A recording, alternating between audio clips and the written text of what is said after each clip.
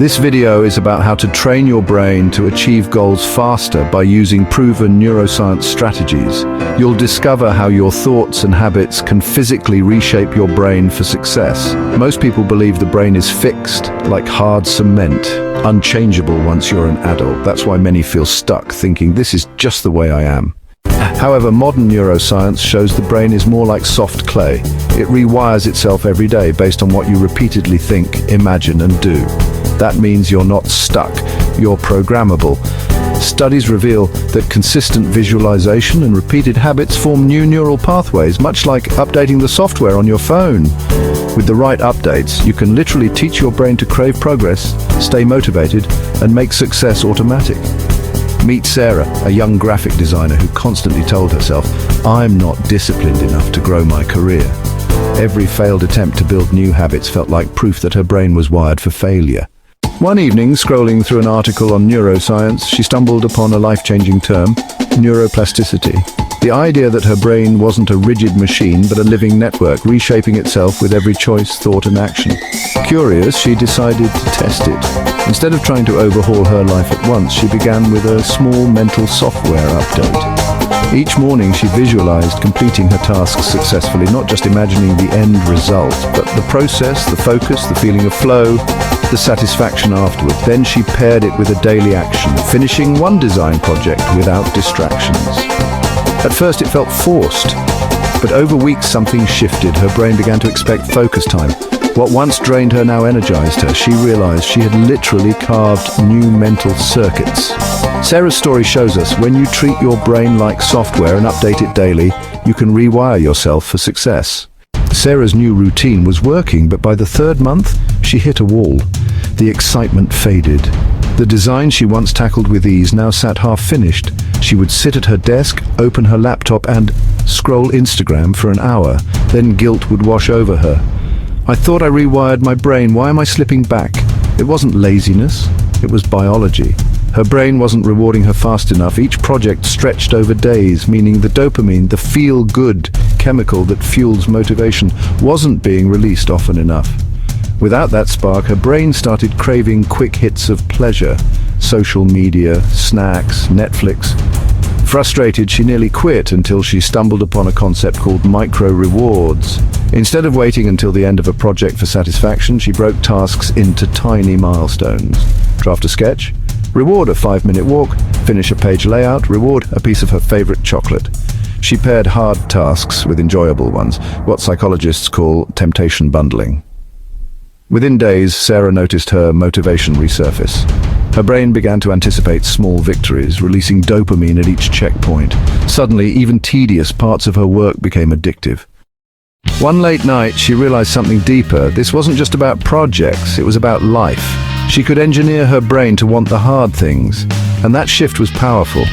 But then another challenge emerged, an even trickier one. She had big dreams, but she was also human. Positive thinking and rewards weren't enough to guard her against procrastination, fear, and unexpected roadblocks. To truly accelerate her progress, she needed a tool that didn't just hype her up, but prepared her brain for the obstacles ahead. Sarah's momentum soared until life punched back. Her biggest project yet, a high-stakes pitch for an international client, loomed ahead. For weeks, she fueled herself with micro-rewards and dopamine triggers. But as the deadline drew closer, anxiety crept in. The designs she had drafted felt shallow. Her perfectionist brain whispered, "What if they hate it? What if you fail?" One night, exhausted and near tears, she slammed her laptop shut. Motivation tricks weren't working anymore. She wasn't just facing tasks, she was facing fear, and no amount of chocolate or 5-minute breaks could erase that. That's when she stumbled upon a psychologist's framework called WOOP, Wish Outcome Obstacle Plan. Unlike blind positive thinking, this method required her to confront the hard truth.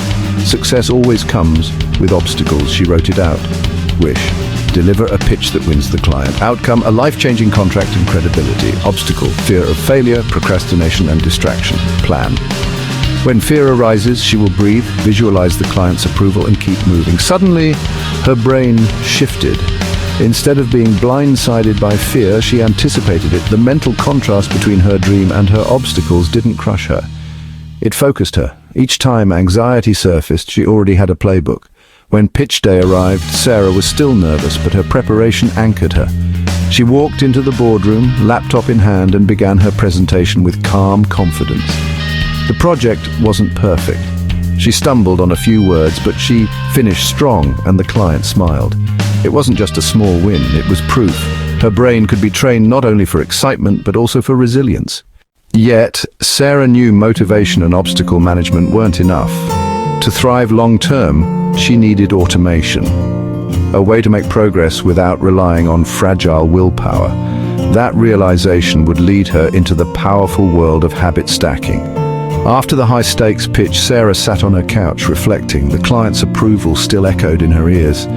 She realized something important. She didn't want her progress to depend on adrenaline rushes, last-minute panic, or bursts of dopamine. She needed something steadier, like a system that would carry her forward even when motivation dipped. That's when she discovered the idea of habit stacking. The concept was simple. Instead of forcing new routines out of thin air, she could piggyback them onto habits she already had. Her brain's existing circuits could carry the weight of new behaviors until they felt automatic. She started small. Every morning after brushing her teeth, she would immediately write down 3 priorities for the day. It took less than a minute, but over time it transformed her focus. Next, she stacked another. After pouring her morning coffee, she would spend 10 minutes reading a book related to her goals. Slowly, her mornings shifted from chaotic scrolling to intentional building. Her favorite habit stack came at night. After setting her alarm, she would review one win from the day. That tiny ritual reframed her mindset, making her brain crave more progress the next day. The beauty of stacking was that it didn't feel forced. There was no dramatic struggle. Instead, it was like rewiring her brain on autopilot. Every small action nudged her identity toward the kind of person who follows through. Sarah smiled one evening as she closed her journal. For the first time, success wasn't just tied to big events like pitches. It was woven into her daily life. But as she advanced, she realized one thing. Habits and systems were powerful, yet they weren't enough on their own. To shape her destiny fully, she needed to upgrade her mental imagery, to not just act but see and feel the future before it arrived. That's when she turned to Visualization 2.0. The quiet of Sarah's apartment became her new ally. One evening she sat in her chair, eyes closed, trying something she had never done before. Visualization, she realized, wasn't about vague daydreams, it was about teaching her brain what success felt like in advance. She began simply. In her mind, she saw herself walking into future client meetings, shoulders relaxed, voice steady, but instead of only seeing it, she tried to feel it. She imagined the warmth of a firm handshake, the smell of freshly brewed coffee in the meeting room, even the weight of the pen in her hand as she signed contracts. The more senses she layered in, the more real it became. Neuroscience backed her up. Studies showed that the brain fires the same neural circuits when vividly imagining an action as when actually doing it. Each session was like mental rehearsal, programming her subconscious. The shift was subtle but powerful. When real meetings arrived, Sarah noticed her nerves calming. Her brain had already been there. Her confidence wasn't forced. It flowed naturally, as if her future self had whispered the script into her present mind. She expanded the practice beyond business. She visualized herself at the gym, lifting with energy. She pictured herself waking up refreshed, journaling with focus, even laughing with friends after a long day. Every image added depth to the life she was building. But Sarah also knew that not every moment would be calm. Stress was inevitable. What mattered was how she would frame it. Visualization had given her a taste of control, but now she wanted to turn the pressure itself into fuel rather than fear. That realization opened the door to her next breakthrough, cognitive reframing, turning stress into energy. Sarah's calendar looked like a battlefield. Deadlines stacked, clients demanding updates, and her boss breathing down her neck. Her chest tightened as she stared at the blinking cursor on her laptop, mind frozen. Stress was suffocating her again. The old Sarah would have spiraled, lost sleep, panic attacks, and self-doubt. But now, armed with what she had learned about the brain, she paused. She remembered reading a Harvard study that revealed a surprising truth. People who viewed stress as performance energy rather than danger lived longer and performed better.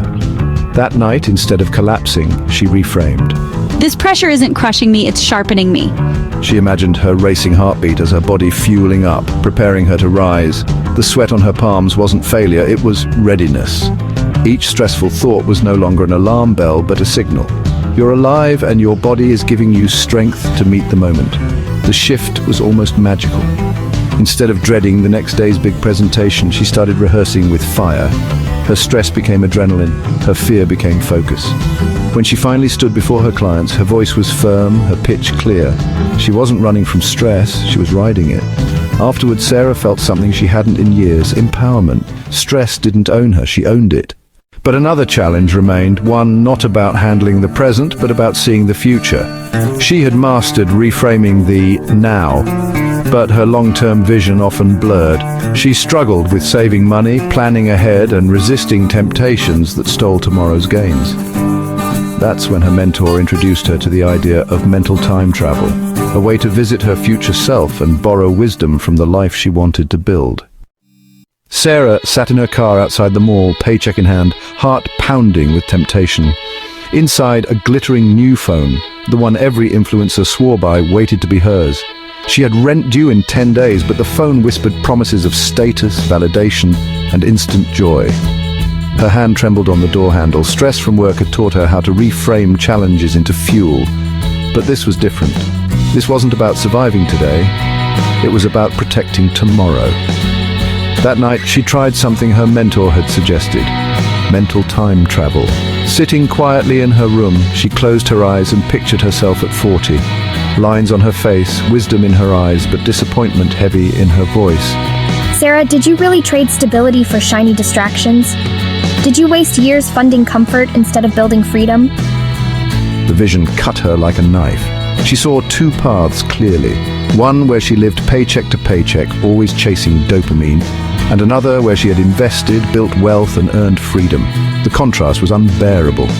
Her pulse quickened, sweat dripping as if she had lived both futures in one night.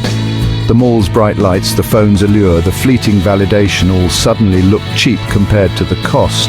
Her destiny. The next morning, she walked past the store without flinching, not because she didn't want the phone, but because she wanted her future more. Still, the battle wasn't over.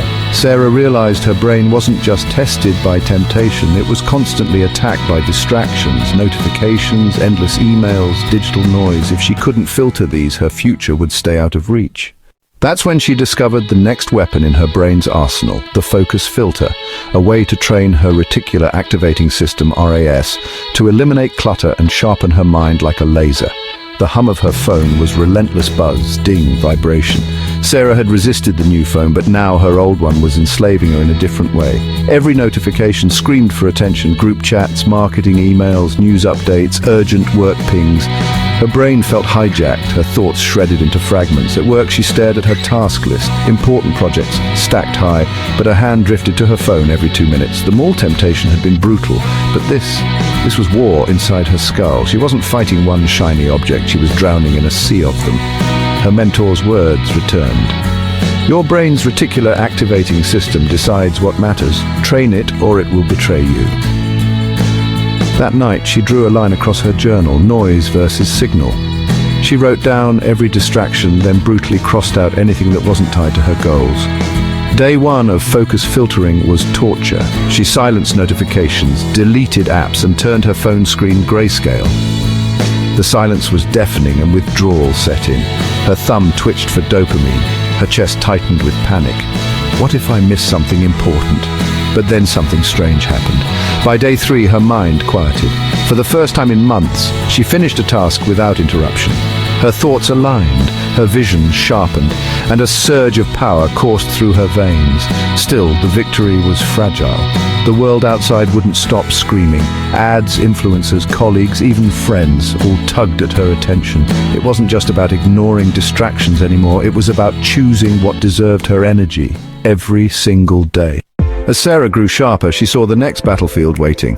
Focus wasn't enough if her brain itself was exhausted. What use was clarity if fatigue dulled her will? The next weapon revealed itself: neuronutrition, fueling her brain for peak performance. But changing her diet meant dismantling lifelong habits and facing cravings that attacked harder than any phone buzz ever could. After weeks of pushing herself, testing dopamine hacks, stacking habits, reframing stress, Sarah finally hit a wall. Her mind was sharper, yes, but her body felt drained. She had been sleeping just 4 or 5 hours a night, believing discipline alone would carry her through. But the fatigue was undeniable. Headaches crept in, her focus flickered, and even the smallest tasks felt heavy. One night, staring at her glowing laptop, Sarah made a choice she hadn't allowed herself in months. She shut it down early, no late-night planning, no forcing her brain to squeeze out one more idea. She slid under the covers, letting her body fully surrender to rest. What happened surprised her. The next morning, problems that had felt impossible seemed lighter. Her mind stitched together solutions in the background, fresh insights for her business, new ways to streamline her routines, and even a sense of calm about challenges that once kept her awake. It was as though sleep itself had been silently training her, reinforcing what she'd learned, sweeping away mental clutter and sharpening her focus. She read later that scientists call this process consolidation, the brain's way of upgrading itself overnight. For the first time, Sarah began to treat rest not as weakness but as strategy. "This isn't giving up," she whispered one night before switching off the light. "This is brain training." With each full night's sleep, she woke stronger, clearer, more confident. She realized growth didn't come only in waking hours. It continued in silence, in stillness, in dreams. But beneath this newfound calm, a deeper insight emerged. Maybe the real secret wasn't found in massive breakthroughs, but in something far smaller. If rest could yield such powerful returns, perhaps tiny, consistent actions could rewire her life completely. And with that thought, Sarah stepped into the final phase of her journey, discovering the unstoppable power of micro-goals. Sarah sat at her desk one quiet morning, notebook open, pen resting between her fingers. For months, she had chased grand transformations, rewiring her brain with neuroplasticity, mastering dopamine hacks, reframing stress, and even treating sleep as training. Each step had reshaped her, but there was still one missing piece: sustainability. She realized she didn't need to conquer mountains in a single stride. What her brain craved wasn't overwhelming leaps, but tiny, repeatable wins. So she began breaking her goals into fragments so small they felt almost laughable. Instead of writing an entire business proposal in a night, she wrote just one paragraph. Instead of forcing herself into an exhausting 2-hour workout, she started with 10 push-ups. Each small win lit up her brain with dopamine, tricking it into wanting the next one. Days turned into weeks, and the impossible began to assemble itself piece by piece. The proposal was finished, polished, powerful, and ready. Her health improved steadily, not through intensity, but through consistency. Even her confidence, once fragile, grew roots deeper than I imagined, all because she embraced the rhythm of progress instead of chasing perfection. One evening, Sarah closed her journal after checking off a simple micro-goal: plan tomorrow's breakfast. It was such a small thing, yet it symbolized everything she had learned, that the brain thrives on momentum, not magnitude. Looking back, she saw the arc of her journey clearly. She had trained her brain to be her greatest ally, rewired her thinking patterns, and unlocked resilience she never knew she had. The secret wasn't in giant breakthroughs, but in the compounding power of small, deliberate actions. Life is too short to wait for miracles, but with one small step at a time, I can create them. And in that quiet resolution, Sarah didn't just reach her goals. She built a life of sustainable, unstoppable growth.